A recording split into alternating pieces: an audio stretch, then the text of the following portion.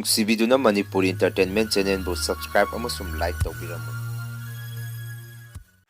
ꯃꯌꯥꯝꯕꯨ ꯑꯍꯥꯟꯕꯃꯛꯇꯗ ꯏꯀꯣꯛꯅꯣꯅ ꯈꯣꯏꯔꯝꯖꯔꯤ꯫ ꯉꯁꯤꯁꯨ ꯑꯁꯦꯡꯕ ꯊꯣꯛꯈꯤꯕ ꯋꯥꯔꯤ ꯑꯃꯗ ꯕꯦꯁ ꯇꯧꯗꯨꯅ ꯂꯤꯖꯕ ꯋꯥꯔꯤ ꯑꯃ ꯃꯌꯥꯝꯒꯤ ꯃꯐꯝꯗ ꯈꯨꯗꯣꯟ ꯇꯝꯖꯒꯦ꯫ ꯋꯥꯔꯤ ꯑꯁꯤꯕꯨ ꯂꯥꯟꯊꯣꯛꯆꯈꯤꯕ ꯃꯇꯝꯗ ꯁꯣꯏꯈꯤꯕ ꯂꯥꯟꯈꯤꯕ ꯌꯥꯎꯔꯕꯁꯨ ꯃꯌꯥꯝꯅ ꯉꯥꯛꯄꯤꯌꯨ꯫ ꯑꯗꯨꯗꯤ ꯃꯌꯥꯝ ꯋꯥꯔꯤ ꯑꯁꯤ ꯍꯧꯖꯔꯒꯦ꯫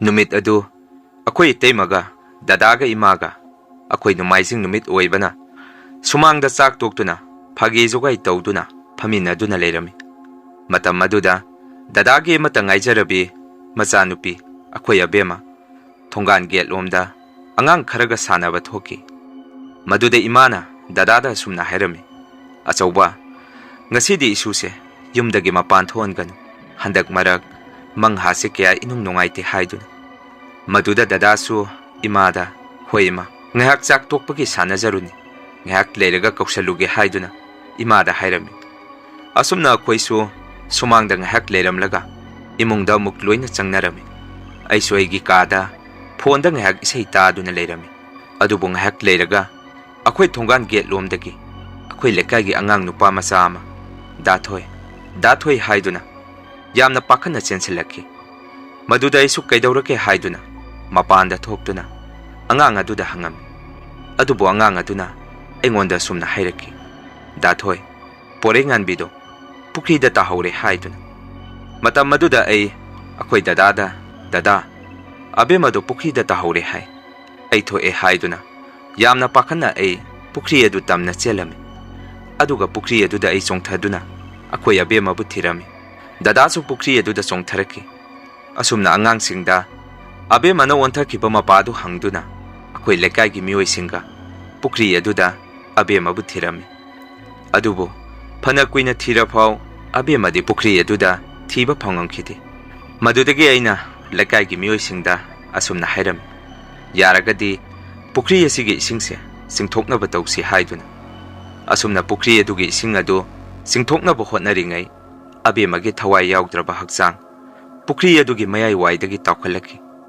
ꯃꯇꯝ ꯑꯗꯨꯗ ꯑꯩꯈꯣꯏ ꯏꯃꯥꯒ ꯏꯇꯩꯃꯒꯗꯤ ꯃꯁꯥꯗ ꯒ꯭ꯌꯥꯟ ꯇꯥꯗꯅ ꯋꯥꯟꯊꯈꯤ꯫ ꯗꯗꯥꯒ ꯑꯩꯒꯅ ꯑꯕꯦꯝꯃꯕꯨ ꯄꯨꯈ꯭ꯔꯤ ꯑꯗꯨꯗꯒꯤ ꯂꯧꯈꯠꯂꯛꯇꯨꯅ ꯃꯆꯤꯟꯗ ꯁꯣꯔ ꯀꯥꯝꯃꯝꯃꯤ꯫ ꯑꯗꯨꯕꯨ ꯀꯔꯤꯃꯠꯇ ꯀꯥꯟꯅꯔꯝꯗꯦ꯫ ꯃꯔꯝꯗꯤ ꯑꯕꯦꯝꯃꯅ ꯄꯨꯈ꯭ꯔꯤ ꯑꯗꯨꯒꯤ ꯃꯅꯨꯡꯗ ꯂꯩꯈꯤꯕꯗꯨ ꯄꯨꯡ 2ꯃꯨꯛꯀꯤ ꯆꯥꯡ ꯑꯣꯏꯕꯅ꯫ ꯑꯁꯨꯝꯅ ꯍꯧꯖꯤꯛꯇꯤ ꯑꯩꯈꯣꯏꯒꯤ ꯏꯃꯨꯡ ꯑꯕꯦꯝꯃꯒꯤ ꯋꯥꯈꯟꯗ ꯑꯉꯥꯎꯕ ꯑꯉꯥꯎꯕꯤꯒ ꯆꯞ ꯃꯥꯟꯅꯔꯝꯃꯤ꯫ ꯃꯇꯝ ꯈꯔ ꯂꯩꯔꯒꯗꯤ ꯑꯕꯦꯝꯃꯒꯤ ꯁꯣꯔꯥꯠ ꯇꯥꯔꯝꯃꯤ꯫ ꯑꯕꯦꯝꯃꯒꯤ ꯁꯣꯔꯥꯠꯁꯨ ꯅꯤꯡꯊꯤꯖꯅ ꯄꯥꯡꯊꯣꯛꯄꯤꯔꯝꯃꯤ꯫ ꯑꯗꯨꯕꯨ ꯑꯩꯈꯣꯏ ꯏꯇꯩꯃꯗꯤ ꯃꯆꯥꯒꯤ ꯋꯥꯈꯟꯗ ꯑꯉꯥꯎꯕꯤꯒ ꯆꯞ ꯃꯥꯟꯅꯗꯨꯅ ꯂꯩꯔꯝꯃꯤ꯫ ꯑꯁꯨꯝꯅ ꯑꯕꯦꯝꯃꯒꯤ ꯁꯣꯔꯥꯠ ꯂꯣꯏꯈꯤꯕꯒ ꯅꯣꯡ ꯍꯦꯛ ꯉꯥꯟꯕꯒ ꯑꯩꯈꯣꯏ ꯗꯗꯥ ꯑꯩꯒꯤ ꯀꯥꯗ ꯀꯞꯇꯨꯅ ꯆꯪꯉꯛꯈꯤ꯫ ꯃꯗꯨꯗ ꯑꯩꯁꯨ ꯗꯗꯥꯕꯨ ꯊꯦꯝꯖꯤꯟꯕꯤꯔꯝꯃꯤ꯫ ꯉꯥꯏꯍꯥꯛ ꯂꯩꯔꯒ ꯗꯗꯥꯅ ꯑꯩꯉꯣꯟꯗ ꯑꯁꯨꯝꯅ ꯍꯥꯏꯔꯛꯈꯤ, "ꯊꯣꯏ, ꯅꯪ ꯃꯥꯏꯕꯤ ꯑꯃ ꯊꯤꯔꯨꯆꯣ" ꯍꯥꯏꯗꯨꯅ꯫ ꯑꯩꯁꯨ ꯀꯔꯤ ꯃꯔꯝꯒꯤꯅꯣ ꯍꯪꯉꯝꯃꯤ꯫ ꯃꯗꯨꯗ ꯗꯗꯥꯅ ꯑꯁꯨꯝꯅ ꯍꯥꯏꯔꯛꯈꯤ, "ꯊꯣꯏ, ꯅꯪꯗꯤ ꯀꯥꯎꯔꯝꯕꯁꯨ ꯌꯥꯏ, ꯌꯦꯡꯉꯨ, ꯃꯇꯝ ꯑꯃꯗ ꯑꯩꯈꯣꯏ ꯕꯕꯥꯅ ꯂꯩꯈꯤꯗꯕ ꯃꯇꯝꯗ ꯏꯃꯥꯅ ꯃꯥꯏꯕꯤ ꯑꯃ ꯀꯧꯗꯨꯅ ꯃꯪ ꯇꯥꯕ ꯍꯥꯏꯗꯨꯅ ꯕꯕꯥꯒꯤ ꯊꯋꯥꯏꯕꯨ ꯀꯧꯗꯨꯅ ꯋꯥꯔꯤ ꯁꯥꯟꯅꯔꯝꯃꯤ꯫ ꯑꯗꯨꯅ ꯑꯕꯦꯝꯃꯒꯤ ꯊꯋꯥꯏꯁꯨ ꯑꯃꯨꯛꯇ ꯀꯧꯗꯨꯅ ꯏꯆꯥꯒ ꯋꯥꯔꯤ ꯑꯃꯨꯛꯇ ꯁꯥꯟꯅꯖꯒꯦ, ꯃꯗꯨ ꯅꯠꯇ꯭ꯔꯒꯗꯤ ꯅꯌꯥꯝꯕ ꯈꯥꯡꯕ ꯌꯥꯝꯅ ꯋꯥꯔꯅꯤ" ꯍꯥꯏꯔꯛꯈꯤ꯫ ꯑꯗꯨꯕꯨ ꯑꯩꯗꯤ ꯗꯗꯥꯒꯤ ꯋꯥꯐꯝ ꯑꯗꯨ ꯀꯌꯥ ꯊꯥꯖꯕ ꯍꯥꯏꯕꯗꯨ ꯑꯣꯏꯔꯝꯗꯦ꯫ ꯇꯧꯕꯇꯕꯨ ꯗꯗꯥꯒꯤ ꯋꯥꯈꯜ ꯈꯔ ꯅꯨꯡꯉꯥꯏꯅꯕ ꯍꯥꯏꯗꯨꯅ ꯑꯩꯁꯨ, "ꯍꯣꯏ ꯗꯗꯥ, ꯑꯩ ꯍꯌꯦꯡ ꯃꯥꯏꯕꯤ ꯑꯃ ꯊꯤꯔꯨꯒꯦ" ꯍꯥꯏꯔꯝꯃꯤ꯫ ꯑꯁꯨꯝꯅ ꯑꯩ ꯅꯣꯡ ꯍꯦꯛ ꯉꯥꯟꯕꯒ ꯏꯃꯥꯟꯅꯕꯁꯤꯡꯗ ꯃꯈꯣꯏꯒꯤ ꯂꯩꯀꯥꯏꯗ ꯃꯥꯏꯕꯤ ꯑꯍꯩꯕꯒꯨꯝꯕ ꯂꯩꯕ꯭ꯔꯥ ꯍꯥꯏꯗꯨꯅ ꯍꯪꯉꯝꯃꯤ꯫ ꯃꯗꯨꯗ ꯏꯃꯥꯟꯅꯕ ꯑꯃꯅ ꯃꯈꯣꯏꯒꯤ ꯂꯩꯀꯥꯏꯗ ꯃꯥꯏꯕꯤ ꯑꯃ ꯂꯩ, ꯃꯈꯣꯏꯒꯤ ꯃꯔꯤ ꯃꯇꯥꯁꯨ ꯊꯣꯛꯅꯩ ꯍꯥꯏꯔꯛꯈꯤ꯫ ꯃꯗꯨꯗꯒꯤ ꯑꯩ ꯏꯃꯥꯟꯅꯕꯗꯨꯒ ꯑꯩꯒ ꯃꯥꯏꯕꯤ ꯑꯗꯨ ꯎꯅꯕ ꯆꯠꯂꯝꯃꯤ꯫ ꯃꯗꯨꯗ ꯑꯩꯅ ꯃꯥꯏꯕꯤ ꯑꯗꯨꯗ ꯑꯩꯈꯣꯏ ꯏꯃꯨꯡꯒꯤ ꯑꯣꯏꯔꯤꯕ ꯃꯑꯣꯡ ꯃꯇꯧꯁꯤꯡ ꯑꯁꯤ ꯋꯥꯔꯤ ꯇꯝꯃꯝꯃꯤ꯫ ꯑꯗꯨꯒ ꯗꯗꯥꯅ ꯑꯩꯉꯣꯟꯗ ꯍꯥꯏꯔꯛꯄꯗꯨꯁꯨ ꯃꯥꯏꯕꯤ ꯑꯗꯨꯗ ꯌꯥꯒꯗ꯭ꯔꯥ ꯍꯪꯉꯝꯃꯤ꯫ ꯑꯗꯨꯕꯨ ꯃꯥꯏꯕꯤ ꯑꯗꯨꯅ ꯑꯁꯨꯝꯅ ꯈꯨꯝꯃꯛꯈꯤ, "ꯏꯕꯨꯡꯉꯣ, ꯍꯧꯖꯤꯛꯇꯤ ꯃꯇꯝ ꯍꯦꯜꯂꯦ. ꯃꯪ ꯇꯥꯕ ꯍꯥꯏꯕ ꯊꯕꯛꯁꯤꯗꯤ ꯂꯩꯈꯤꯗ꯭ꯔꯕ ꯃꯤꯑꯣꯏ ꯑꯗꯨꯒꯤ ꯁꯣꯔꯥꯠ ꯁꯣꯟꯗ꯭ꯔꯤꯉꯩ ꯃꯃꯥꯡꯗ ꯇꯧꯒꯗꯕꯅꯤ꯫ ꯑꯗꯨꯕꯨ ꯅꯈꯣꯏꯒꯤꯗꯤ ꯁꯣꯔꯥꯠꯁꯨ ꯂꯣꯏꯈ꯭ꯔꯦ ꯍꯥꯏ, ꯃꯗꯨꯅ ꯌꯥꯒꯗꯕ ꯃꯥꯟꯗ꯭ꯔꯦ" ꯍꯥꯏꯔꯛꯈꯤ꯫ ꯃꯗꯨꯗ ꯑꯩꯅ ꯑꯃꯨꯛ ꯑꯁꯨꯝꯅ ꯍꯥꯏꯔꯝꯃꯤ, "ꯏꯃꯥ ꯃꯥꯏꯕꯤ, ꯌꯥꯔꯒꯗꯤ ꯊꯕꯛ ꯑꯗꯨ ꯑꯣꯏꯕꯨ ꯑꯣꯏꯔꯁꯨ ꯑꯣꯏꯗ꯭ꯔꯒꯁꯨ ꯑꯃꯨꯛꯇ ꯄꯥꯡꯊꯣꯛꯄꯤꯌꯨ.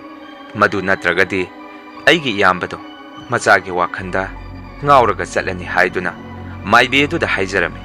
Kona thangdadi maibi edu na ingonda asumna hairaki. Phare bungo madu oirabadi nang asumna tawro yengu aigi oinadi thabagadu pangthokpa ngamgadaba mandre.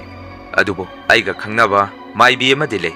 Hojiki maibi edudi sorat loikhrabasu leikidraba mioising adugi thawai kauba ngami haiduna aingonda hek hairambadi. Nang maga mukta tano ai magi leifam nangonda take hairaki. Asumna maibi eduna atopa maibi edugi leifam takpiraktuna ai amuk maibi edugi manakta chatlami. Aduga wari pumba maibi edu da liduna thabak adu yagadra hangami. Adubo handaki akonbagi maibi eduna yani hairaki. Aduga thabak asisu numidang athengbada mi tumna himna khraba matamda thabak asi tausi angang adugi mapong numita hairaki. Asumna ai abemagi mapong numita maibi edu bu lawruduna ahing numidang athengbada mangtabagi thoram madu pangthoknaba tawrami. Maduda maibi eduna akoida sumna hairaki. Horen aina thoram masi pangthokpa haurakpada angang asigi thawai asi laktuna aigi hakchang manungda sangduna nakhoiga wari sanaduribani. Matam maduda nakhoina angang adugi chaning thakningba mana taibang pan asida leiringaida maning thungaudaba pumba nakhoina mangonda hanggadabani hairaki. Asumna ngahak leiragadi maibi aduna abemagi thawaibu kauba haurami. Matam maduda aidi makhoina tawriba thabaksing adu kaya thajaramde. Adubo ngahak leiragadi akhoi yumgi gate adu kanaguma miyoi amana nang khwairakpagi mowong ama tawraki. Matam maduda maibi aduna akhoida sumna hairaki. Lai nakhoi kiganuko haiduna. Aduga maibi adu masado thak ninglaki. Aduga maibi adugi masindagi ima haiduna kauraki. Matam maduda akhoi taimana kaptuna sathoibi mama sida lei sabu udaba kuiri nang mamabu ningsingdabara hangami. Maduda amuk asumna khumaki. Nungsiye mama ai mama hoina kapado ai ui. Adubo aidi mama hoigi manakta makhoina chatpa yadre haiduna aibu makhoina thingbi hairaki. Maduda khoi dadana amu sathoibi baba su lei isagi saningba kai leige baba da hayu hairami. Maduda amu sumna khumaki. Baba ai baba bu yamna nungsiye. Baba na thabak halakpada aigi leibirakpa sapotsing adu ai yamna chaninge hairaki. Ngahak leiraga amu imana mu kaurami. Maduda sumna khumaki. Bobo ai tai ado ai chatlage ai tomda lakte makhoi mayam amasu yawi. Makhoina aibu chatlasi kaure. Ima baba ai chatlage hairamduna maibi adu gyan tamna laki. Matam aduda isu mittagi pi takiba khangauti. Aduga maibi aduna asumna hairaki. Angang aduna chaningba sapotsing adu hayeng nonganbaga thonganda thadu. Thoram masi athubada loisansi. Angang adugi matungda thawai kharasu inarei. Mayekidi thabak asi sorat sondringaida pangthokadabani. Akhoina sorat loikibaga leikidraba thawai kaubasi amaromdadi yamna tahoidaba thabakni. Magi matungda thawai ateising aduna inaraktuna mafam asidagi chatlu yadragadi nakhoi awafamda taduribani. Maduna thoram asi athubada loisalasi haiduna maibi aduna hairaki. Asumna nonghek nganbaga abemana chaninge hairamba achapotsing adu thonganda thadokpirami. Aduga isu thabak chatlami. Asumna ai thabak hek halakpaga aigi karomda changakpada aigi ka manungda kanaguma miyoi ama koichat chattuna leibagi mowong ama aina thengnarami. Maduda isu akhoi imungi mi oiraboi ningduna aichu karisu khandana aigi kaagi thong adu hangtoktuna yengami. Adubo ka adugi manungdadi midi kanamata leiramdi. Ngaya kaisu isada pungak ngakjaki. Karino ngasigi mowong asibo aigi wakhanara haiduna khalami. Adubo amuk aigi kaagi thong adu masa matomda amuk ngaksilaki. Matam aduda isu masidi mowong amani haiduna ai yamna thuna mapanda chenthoraki. Maduda akhoi imana aingonda kaidaurage hangaki. Aisu imada aigi ka manungda ngasidi akiba mowong ama taurei. Nakhoidi ngasaidagi yumda leibani. Karimata tawdabra hangami. Maduda imana nangi wakhana oiramgani. Karisu tawru thabak halakpagi nafi naron hongtu uso hairaki. Aisu kina numituma aigi kada mai thanduna ahing ama tumamkhidi.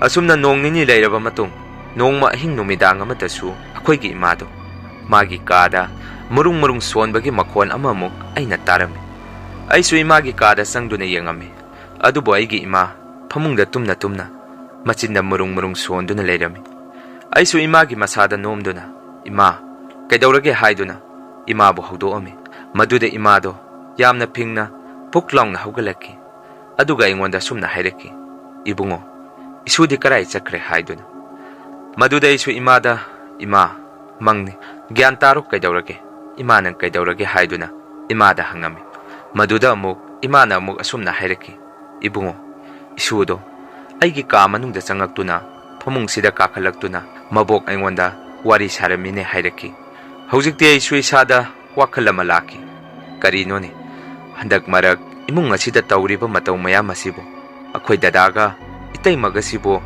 makhoi karimata khangda bazar masidi mawng amani ai hayeng nong hek nganbaga dadaga wari khara sadaba yade haiduna nong hek nganbaga dadaga unaraga wari khara sarami maduda dadada aina sumna hairami dada handak marak akhoi imungsi mawng ama itaw tawi nahan maibi ma kauraga laigi mangtabagi thoram ama pangthokibadu madugi nong hek nganbadagi imung asi tamnabagi mawng ama itaw tawi dadaga itaymagadi masigi maramda karimata khangdabra haidun maduda dadana sumna hairaki thoi adugumba wado saraan nayamba butpret tamnabaga amata khangdi icha leikhidabagi wakhanda nayamba se nungaiba mama ikang khangdana leiribani hairamduna dadadu chatki aisu wa makha taramde aduba nongmagi akhoigi imung ahing nungthin khaktana tamnaba horaki nongma soina thabak khalakpada mayai karomdagi